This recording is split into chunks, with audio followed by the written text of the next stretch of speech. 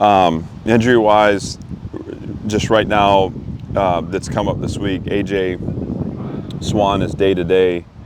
I think it's more muscular than anything, so hopefully he's able to be available on Saturday, but we're monitoring that. Quincy Skinner in yesterday's practice has a sprain that he's working through, again, day-to-day, and BJ Ducati also day-to-day.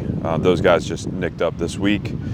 CJ Taylor, doubtful for Saturday, hadn't been able to practice, but he's trending the right way. Now, I think if it were totally up to him, he'd be out there, but we want to make sure that we do right by him and looking at the opportunity to be out there, but also to not expose him to further injury, because we'd like to get him back healthy. So with AJ, is that still the elbow issue? Yeah, it's a lingering. I think it's a little more again, muscular related rather than ligament related. But and so I think that just means resting and treatment should make for improvement. Yeah. So, what are the biggest keys for you guys against Ole Miss?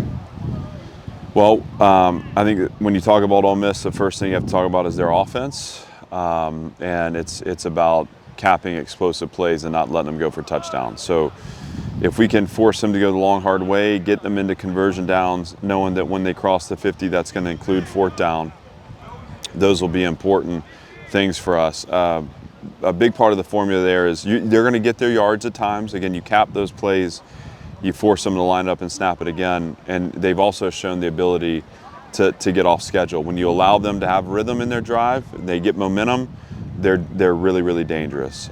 So limiting their offensive production, but specifically the explosive touchdowns is a A1 focus. Offensively, against their defense, we've got to create space and take space. And their defense is, I think, improved from a year ago. I think they have good players in the front. They're long and athletic in the secondary.